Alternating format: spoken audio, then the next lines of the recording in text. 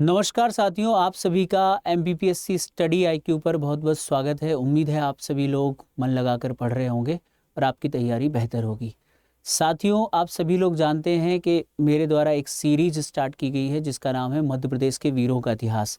तो इस सीरीज में हम अभी तक बहुत सारे वीरों की चर्चा कर चुके हैं और आज हम बात करने वाले हैं मध्य प्रदेश स्वतंत्रता संग्राम के एक वीर और एक प्रमुख योद्धा जिनका नाम है रघुनाथ सिंह मंडलोई।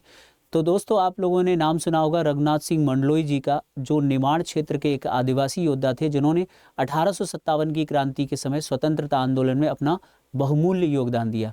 तो आइए बात करते हैं कि कौन है रघुनाथ सिंह मंडलोई जी, जिन्होंने स्वतंत्रता आंदोलन में भाग लिया और अपना योगदान दिया। तो देखिए, रघुनाथ सिंह मंडलोई के बारे में अगर हम बात करें तो सबसे पहले रघुनाथ सिंह जो मंडलोई हैं उनके जन्म को आपको याद रखना है। इनका जो जन्म है वो ग्राम टांडा बरूड़ कचहरी इसको बोलते हैं। ये एक्चुअली में खरगोन डिस्ट्रिक्ट में आता है, जो कि निमाड़ का पार्ट है। यहाँ पर इनका जन्म हुआ था। आप सबने अभी तक जितने भी योद्धाओं के बारे में पढ़ा, आदिवासी वीर योद्धा खाज्या नायक, भीमा नायक, बिरजू नायक, सीताराम कंवर, टांट्या भील, ये सभी के सभी निमाड़ क्षेत्र के आदिवासी योद्धा थे।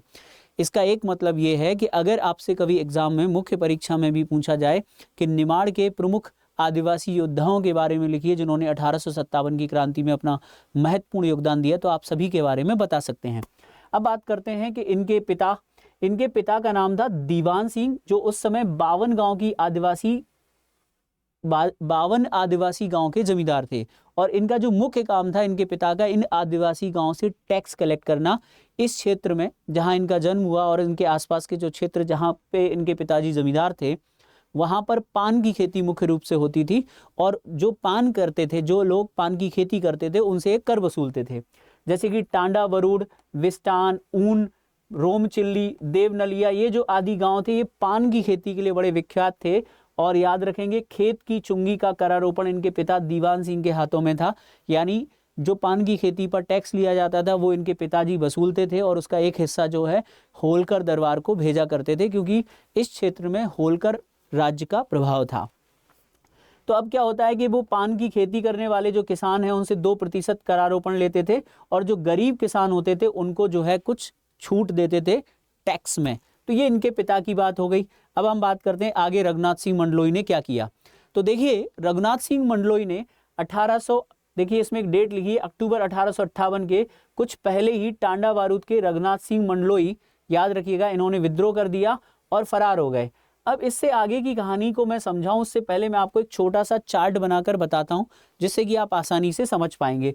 मुझे लगता है कि अगर मैं ये बताऊंगा तो आपको आसानी से ये बात समझ में आएगी कि किस तरीके से जो है यहाँ पर घटनाक्रम होता है। तो देखो,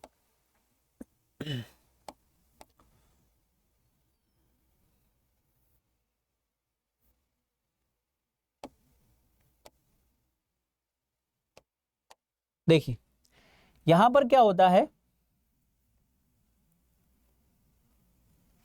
जैसे कि पहले हम चलते हैं निमाड़ क्षेत्र।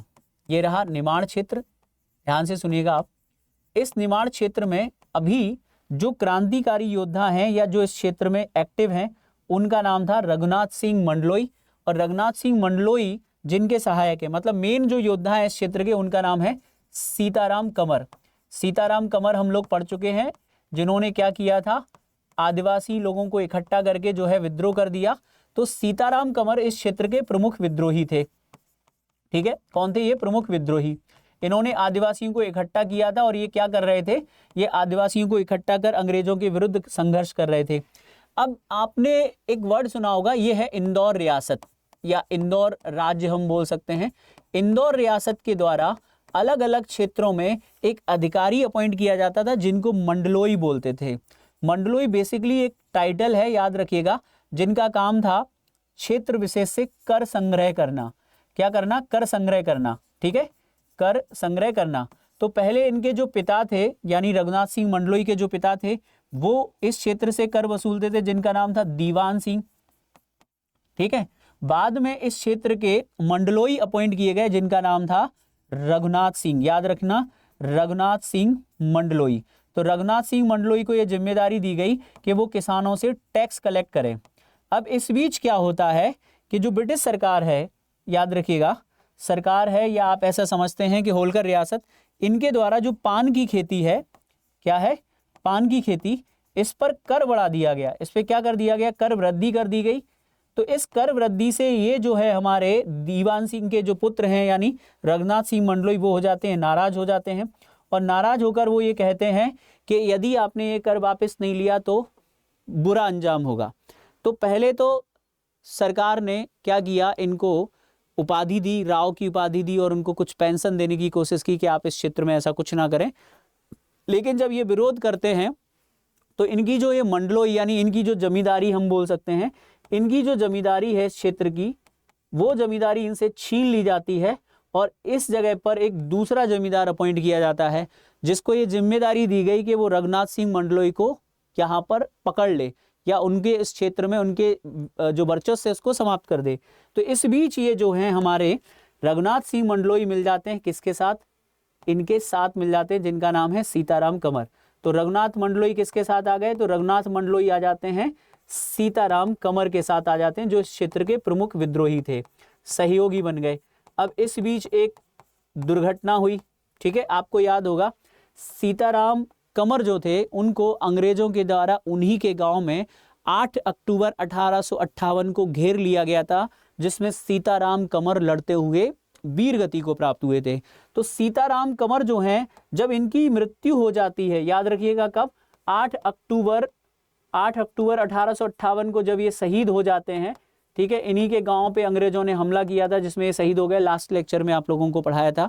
तो बाद में इनकी मृत्यु के पश्चात इस क्षेत्र में जो प्रमुख विद्रोही बनते हैं, या इस क्षेत्र में इनके बाद आदिवासियों का नेतृत्व कौन करते हैं, रघुनाथ सिंह मंडलोई आदिवासियों का नेतृत्व करते हैं। और इन्होंने क्या किया, जो इस क्षेत्र के भील, इस क्षेत्र के भिलाला जो आदिवासी थे, इनको मिलाकर एक अपना संगठन तैयार कर लिया। और ये जो संगठन क्या करने लगा, ये संगठन जमींदारों और अंग्रेजों को लूटने लगा। किसको लूटने लगा, जमींदारों और अंग्रेजों को लूटने लगा, ठीक है। तो इस प्रकार ये जमींदारों और अंग्रेजों को लूटते थे, और बताते हैं कि इनके साथ क्या होता है कि ये लूट कर एक किले में छिप जाया करते थे, जिस किले का नाम था बीजागढ़। आपने सुना होगा बीजागढ़, बीजागढ़ की पहाड़ी भी आपने सुनी होगी। तो बीजागढ़ जो किला है, यहाँ पर ये छिप जाया करते थे इस लूट के माल को लेकर रघुनाथ सिंह मंडलोई। इन्होंने अपनी जो सेना बनाई थी, उसमें इनके साथ 3000 विद्रोही थे।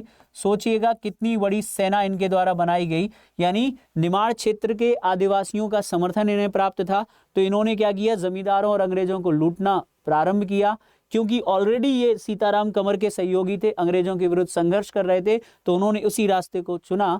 और परंतु एक दिन ऐसा होता है कि जब ये बीजागढ़ फोर्ट में छुपे हुए थे, तो एक अंग्रेज अधिकारी ने पकड़ने के लिए आता है, जिसका नाम था मेजर कीटिंग। क्या नाम था, मेजर कीटिंग। तो मेजर कीटिंग ने क्या किया, इस पर छापा मारा, और इस पर छापा मार के मतलब इसको घेर लिया, और घेर कर जो है इनको गिरफ्तार कर लिया। और इनको गिरफ्तार करने के बाद बताते हैं मंडलेश्वर के पास इनको गिरफ्तार करके रखा गया, और वहीं जो है इनको फांसी दे दी। अब ये कहानी जो मैंने आपको समझाई, इस कहानी में से काम की बातें क्या है वो आपको कैसे निकालनी है। पहली बात ये है कि रघुनाथ सिंह मंडलोई कौन थे। तो आप याद रखिएगा, रघुनाथ सिंह मंडलोई निमाड़ क्षेत्र के एक प्रमुख आदिवासी क्या थे, योद्धा थे। इन्होंने 1857 की क्रांति में भाग लिया।